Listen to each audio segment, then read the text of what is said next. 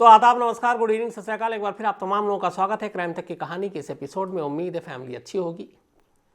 आज एक अच्छी खबर पूरे देश के लिए। पिछले काफ़ी वक्त से, लगभग 1.25 साल से ज़्यादा हो गए, हमारे देश के किसान अलग अलग जगहों पर आंदोलन कर रहे थे। मैं खुद कई बार गाज़ीपुर बॉर्डर पे गया, कई घंटे मैंने, जिस दिन ख़ास तौर पे ऑफ था उस दिन भी गया। उन लोगों के साथ बैठना, गप्पे मारना थोड़ा अच्छा लगता है। उनकी ज़िंदगी को समझना, कैसे रहते हैं, ठंड में, बरसात में कैसे उन्होंने गुजारा, कैसे कीलें लगाई गई थी सड़कों पर, बैरिकेडिंग थी, और बड़ी अच्छी चाय वाय भी पिलाई उन्होंने, खाना भी खिलाया कई बार। तो आज 1.25 साल के बाद उनका आंदोलन कामयाब रहा। आज सुबह देश के प्रधानमंत्री नरेंद्र मोदी ने किसान जो कृषि कानून थे तीनों वापस लेने का ऐलान किया। हालांकि लोगों का कहना है कि अगर ये फैसला पहले हो जाता तो शायद ये आंदोलन भी ख़त्म हो जाता पहले, और करीब 700 किसानों की मौत भी हुई। लेकिन वापस लिया गया। अच्छा है, मुझे लगता है सारे किसान अपने खेतों में, अपने घरों तक लौट जाएंगे। जबकि दूसरी खबर ये भी आ रही कि इसी मंथ 29 से शायद पार्लियामेंट का सेशन है, और उस सेशन में जब ये बिल कानूनी रूप से वापस लेगी सरकार, उसके बाद ही वो अपना धरना ख़त्म करेंगे। लेकिन ये एक शुरुआत हुई, एक अच्छी, किसानों की एक बड़ी जीत इसको हम कह सकते हैं। तो ये एक अच्छी खबर आज सुबह आई किसानों के आंदोलन को लेकर। और अब आते हैं आज की कहानी के ऊपर। किसानों के आंदोलन को लेकर सरकार का ये फैसला, जहाँ अच्छी खबर थी, एक बुरी खबर आई थी कल बिहार से। और ये अपने ही देश में हो सकता है, और मुमकिन है कहीं भी हो सकता है अपने देश में। और बिहार में तो खैर ऐसी कई चीज़ें हुई हैं जो लगता है कि कैसे हो गई। आज की कहानी सुनाऊं उससे पहले आपको 2-3 कुछ फैसले बताता हूं मैं।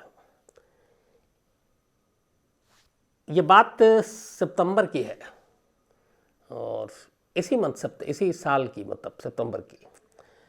एक एडिशनल डिस्ट्रिक्ट जज अविनाश कुमार हैं, बल्कि हाँ अविनाश कुमार, 45 साल की इनको उम्र है। तो हुआ ये कि एक केस आया इनके पास अदालत में, जिसमें एक धोबी था जो कपड़े धोता था, और ये मामला था बिहार के लोखा थाने का। तो उस धोबी के ऊपर इल्ज़ाम ये था कि वहाँ गांव की महिलाओं को, लड़कियों को ये छीटाकशी करता है, उनके ऊपर ताने कसता है, एक तरह से छेड़खानी करता है। तो कुछ महिलाओं की शिकायत के बाद पुलिस ने उस धोबी को गिरफ्तार कर लिया, और फिर छेड़खानी और इस तरह की बदजुबानी के इल्ज़ाम में उसे जेल भेज दिया गया। जेल जाने के बाद उसने अब ज़मानत के लिए अर्ज़ी लगाई। ज़मानत का मामला जो सुनवाई थी वो इन्हीं एडीजे साहब के पास आई, अविनाश कुमार जो जज थे, एडिशनल डिस्ट्रिक्ट जज, इनके कोर्ट में। तो उन्होंने सुना, पूरी बहस सुनी, उसके बाद उन्होंने अपना फ़ैसला सुनाया। ये एक बड़ा डिफरेंट और अनोखा फ़ैसला था। जज ने उस धोबी को ज़मानत दे दी, लेकिन एक शर्त पर। आमतौर पर ज़मानत देने के लिए निजी मुचलका, पैसे, ये सारी चीज़ें होती हैं, बट उन्होंने दूसरी शर्त लगाई। उन्होंने उस धोबी से कहा कि अगले 6 महीने तक उसी गांव में जिन लड़कियों को, महिलाओं को लेकर तुम भद्दे भद्दे कमेंट्स करते थे, उल्टी सीधी चीज़ें बोलते थे, बदजुबानी करते थे, उन महिलाओं और लड़कियों के तमाम कपड़े 6 महीने तक तुम फ्री धोगे, और आयरन भी करोगे, प्रेस भी करोगे। और अगर तुमने 6 महीने में ये नहीं किया तो तुम्हारी ज़मानत कैंसिल कर देंगे। इस शर्त पे धोबी को ज़मानत दे दी गई। धोबी जेल से बाहर आया, और अब ज़मानत की शर्तों के मुताबिक वो लगातार महिलाओं के कपड़े फ्री में धो रहा है और प्रेस कर रहा है, और 6 महीने तक उसे करते रहना है। ये एक फ़ैसला था। दूसरा फैसला एडीजे अविनाश कुमार ने दिया। एक टीचर का केस आया उनके पास, और उस टीचर के ऊपर कुछ करप्शन के और बाकी चीज़ों के इल्ज़ाम थे। टीचर को पुलिस ने पकड़ा, अदालत में भेजा, वहाँ से वो जेल चला गया। अब उसके भी ज़मानत का मामला इन्हीं जज साहब की कोर्ट में आया। जज साहब ने दोनों तरफ से बहस सुनी, और उसके बाद फैसला सुनाया। उन्होंने टीचर को भी ज़मानत दी, लेकिन पैसे, मुचलके, किसी और चीज़ पे नहीं।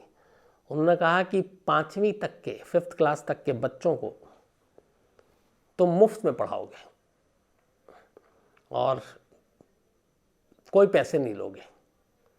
जितना भी उन्होंने मियाद रखी, एग्जैक्ट मियाद नहीं पता मुझे, लेकिन खैर इस शर्त पे ज़मानत दे दी।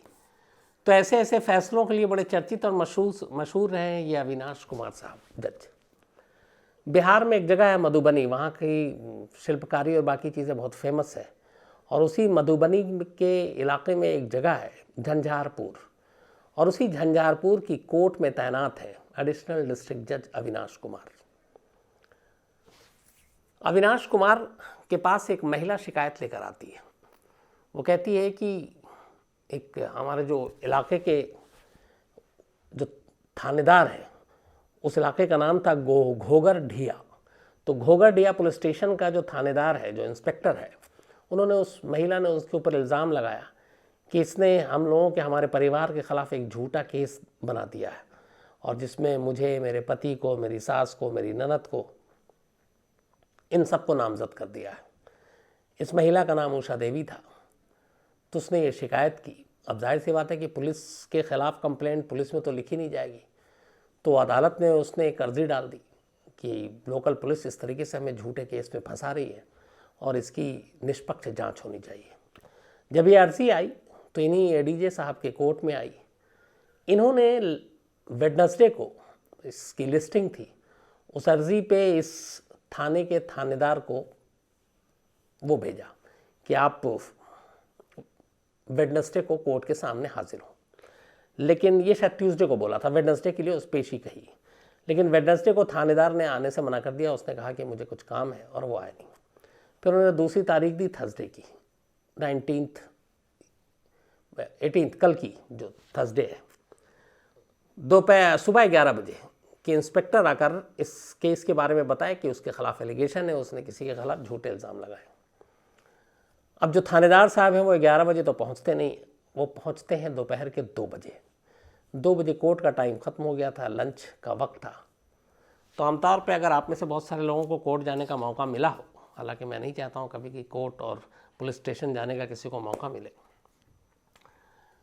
या कोई जाए, तो कोर्ट में कुछ ऐसा होता है कि जहाँ पे जज साहब बैठते हैं, जिस कोर्ट में, हर जज, एक कोर्ट का जो कैंपस होता है उसमें हर कमरा अलग अलग होता है, हर जज के लिए अलग कमरा होता है, हर कोर्ट अलग होती है।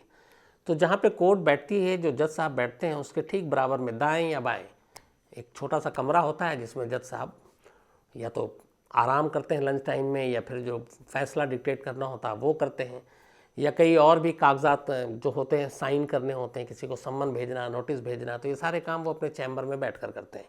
तो एक तरह से मिनी ऑफिस होता है, लेकिन वो होता उसी कोर्ट रूम के साथ लगा हुआ। तो 11 बजे इंस्पेक्टर को कहा गया था, थानेदार को, कि आ जाओ। अब इंस्पेक्टर साहब 11 बजे तो पहुँचे नहीं, वो पहुँचते हैं 2 बजे। 2 बजे उस वक्त जज अविनाश कुमार अपनी चैम्बर में थे।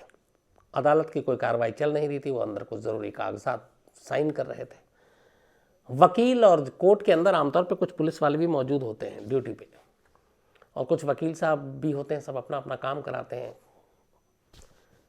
तो इसी दौरान में इंस्पेक्टर अपने एक साथी सब इंस्पेक्टर के साथ सीधे जज के चैम्बर में पहुंचता है, और अंदर घुसते ही बाहर बड़ी तेज जोर जोर से आवाज़ सुनाई देती है। वो जज साहब के साथ गाली गलौज करता है, घूसा मारता है, लात हाथ से मारता है। जब गाली गलौज करता है, जज साहब कहते हैं कि थोड़ा शांत हो जा, शांति से बात करते हैं, लेकिन फिर ये सब चीज़ें वो सुनता नहीं है।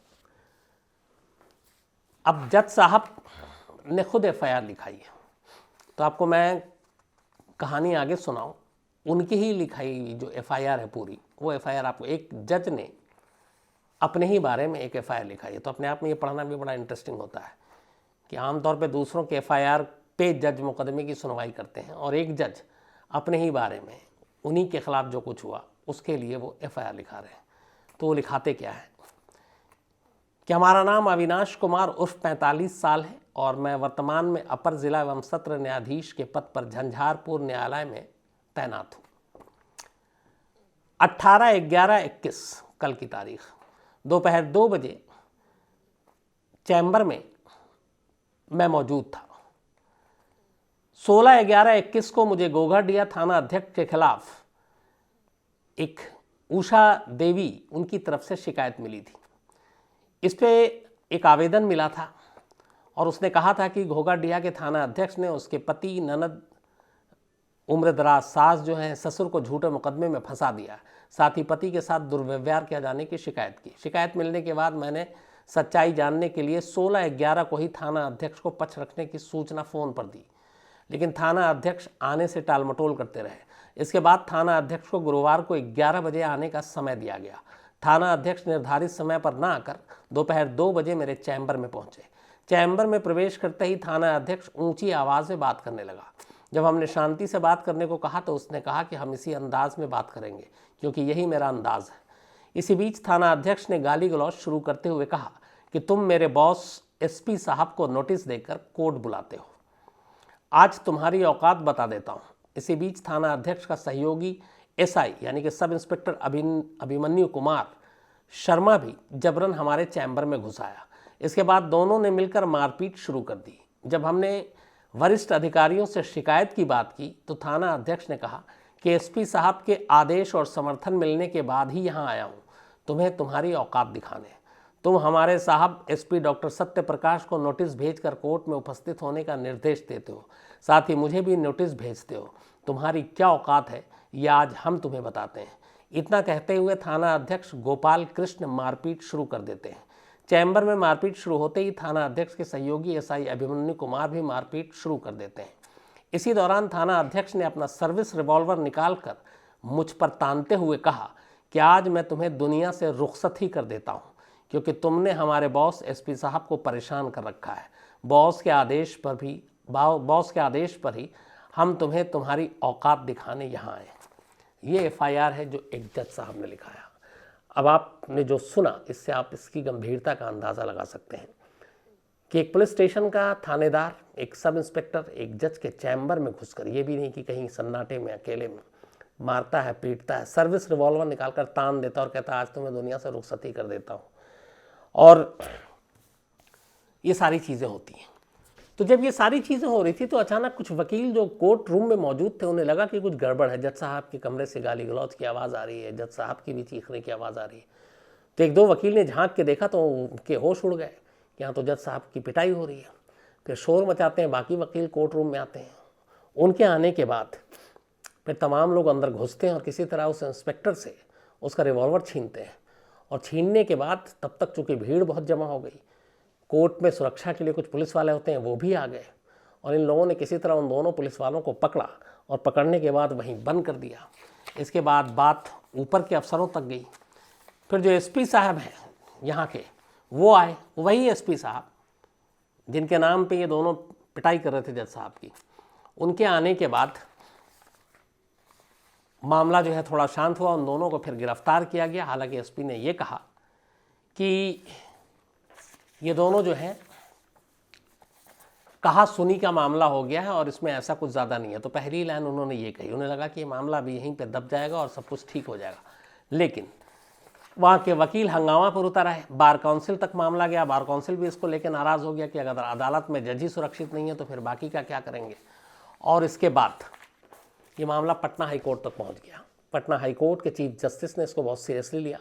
उसी वक्त वहाँ के होम जो सेक्रेटरी हैं, chief secretary, home secretary, DGP, director general of police जो बिहार के, इन सबको फ़ौरन नोटिस भेजा और कहा कि आप इस पर हमें रिपोर्ट दें और इस पर कार्रवाई होगी। और बाकायदा पटना हाई कोर्ट ने 2 जजों की एक बेंच बिठा दी है और कहा है कि आप इसकी पूरी रिपोर्ट दीजिए। अब इंस्पेक्टर साहब और सब इंस्पेक्टर साहब तो हवालात में हैं, एसपी जांच कर रहे हैं इस मामले की, लेकिन वहाँ के वकील और बार काउंसिल की ये मांग है कि इन दोनों पुलिस वालों के साथ साथ उस एसपी को भी गिरफ्तार किया जाना चाहिए क्योंकि उस एसपी के कहने पर ही इन दोनों ने जज साहब को पीटा। और जज साहब की एफआईआर में बाकायदा ये बात मेंशन है कि जब जज साहब ने कहा मैं तुम्हारे सुपीरियर, तुम्हारे सीनियर से शिकायत करूँगा, तो एसपी ने, उन दोनों ने कहा कि हमें तो एसपी साहब की परमिशन से यहाँ आया, उनकी इजाज़त से ही तुमको तुम्हारी औकात दिखाने आया हूँ। तो इसमें एसपी का भी रोल जो है उसकी जांच होनी चाहिए।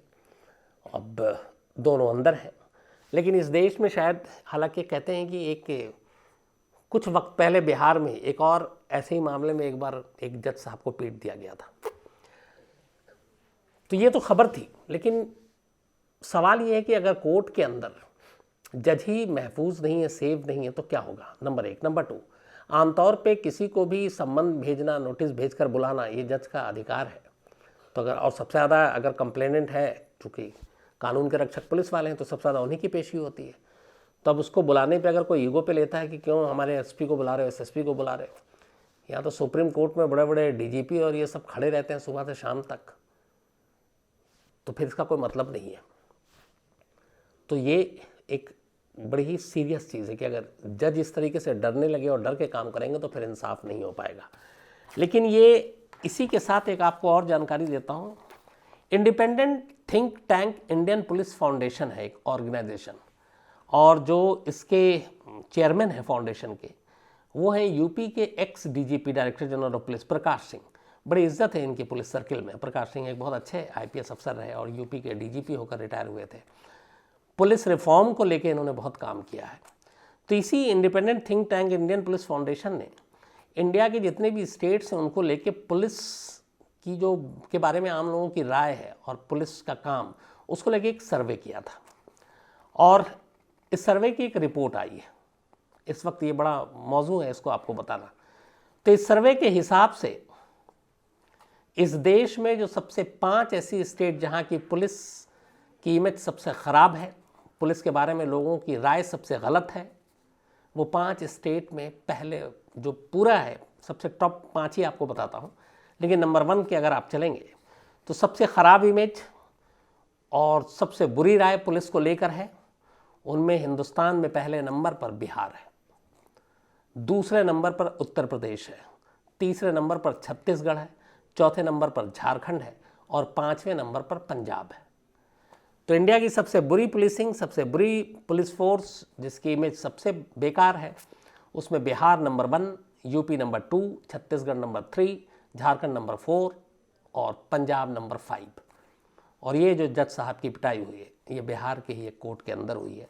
तो कहीं ना कहीं think tank Indian police foundation की ये रिपोर्ट मुहर लगाती है कि कहाँ की पुलिस क्या है।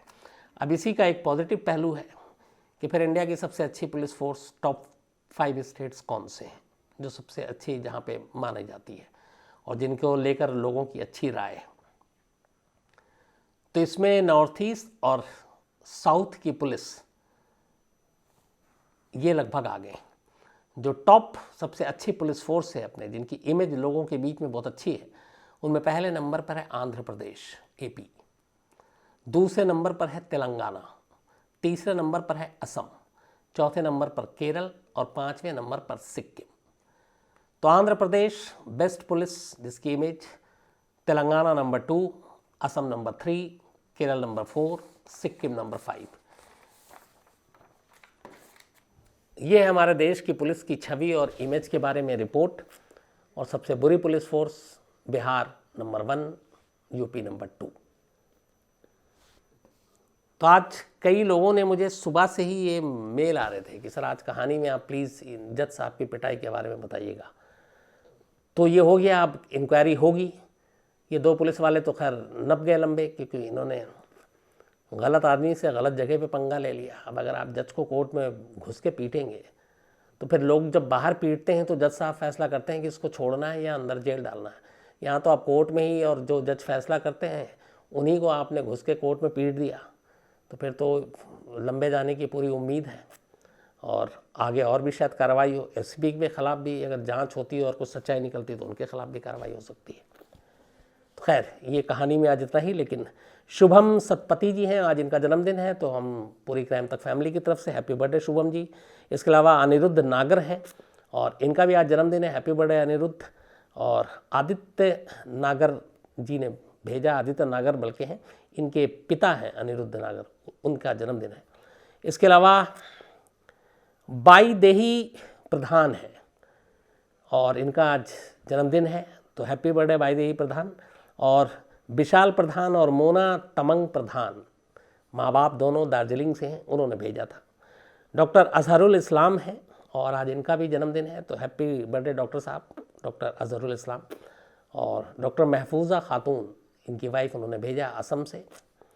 इसके अलावा पुनिल कांता हैं मणिपुर से, इनका भी आज जन्मदिन है, happy birthday Punil, God bless you. Sangeeta Sarkar हैं, इनका भी आज जन्मदिन है, तो हैप्पी बर्थडे संगीता जी। और सौमिक सरकार वेस्ट बंगाल से हैं, ये इनकी माँ हैं ये। तो पूरी क्राइम तक फैमिली की तरफ से हैप्पी बर्थडे आप सभी को। अशोक कुमार जी ने आज लिखा है किसान आंदोलन ख़त्म होने पे, और खुश हैं ये, तो अशोक जी सारे लोग खुश हैं आज, थैंक यू वेरी मच आपने जो लिखा। भारत शर्मा है और ये जेनोवेसे क्राइम फैमिली की कहानी सुनना चाहते हैं। इसके अलावा टिक हिमानी है और इन्होंने लिख के भेजा है कि उनका 2 साल का एक पोता है वीटो जॉन, और जब ये कहानी सुनते हैं तो वो भी बहुत ध्यान से सुनता है और क्राइम तक कहानी का फ़ैन भी है, तो थैंक यू वेरी मच। और veto John just love you. इसके अलावा अशोक कुमार हैं और ये खजेडली की कहानी सुनना चाहते हैं, एक राजस्थान से जुड़ी हुई कहानी है, मैं कोशिश करूँगा सुनाने की। नीलेश बोदले पटेल हैं ये, बल्कि पाटिल, और ये वोल्फ गैंग लॉर्ड्स, ये मोसाद एजेंट की कहानी सुनना चाहते हैं। शमशाद अंसारी हैं, इन्होंने एक बड़ा अच्छा सवाल लिखा है चुपता हुआ, वो ये है कि Indian media debate create more pollution than industries. अभी सुप्रीम कोर्ट ने कमेंट्स किया था, जब ये चल रहा था कि दिल्ली में क्या करें, तो सुप्रीम कोर्ट ने ये कहा था कि जो भारतीय मीडिया में जो डिबेट होता है वो ज़्यादा पॉल्यूटेड है, ज़्यादा प्रदूषित है बनिस्बत उससे कि जिसको इंडस्ट्री से जो पॉल्यूशन आता है। तो उन्होंने मेरी राय पूछी है, मैं 100% सुप्रीम कोर्ट की इस राय से सहमत हूँ, एग्री हूँ, और मुझे लगता है सुप्रीम कोर्ट ने बिल्कुल सही बोला है। इसके अलावा स्वप्निल कांबले हैं, प्रतीक गुप्ता हैं, या IPS प्रभाकर चौधरी की कहानी सुनना चाहते हैं। नरिंदर सिंह हैं मेलबर्न से, मोटिवेशनल स्टोरी की इन्होंने कहा सुनाते रहिए, इनको पसंद आई थी उस दिन की story, thank you very much Narinder Singh ji. इसके अलावा पंकज सिंह जी हैं ब्रिस्बेन से, और मुदिता सिंह इनकी नीस, और वो भी कहानी बहुत बड़ी फ़ैन, हालांकि बहुत छोटी हैं, लेकिन thank you very much Pankaj Singh ji, और मुदिता तुम्हारे लिए भी। दिलीप श्रीवास्तव हैं ग्वालियर से, और इसके अलावा अजय सिंह हैं, और ये रमुआ डॉन की कहानी सुनना चाहते हैं, तो मैं जल्दी सुनाता हूँ। तो आज कहानी में इतना ही। आज दूसरा T20 भी है इंडिया न्यूजीलैंड का, तो देखिए एंजॉय कीजिए।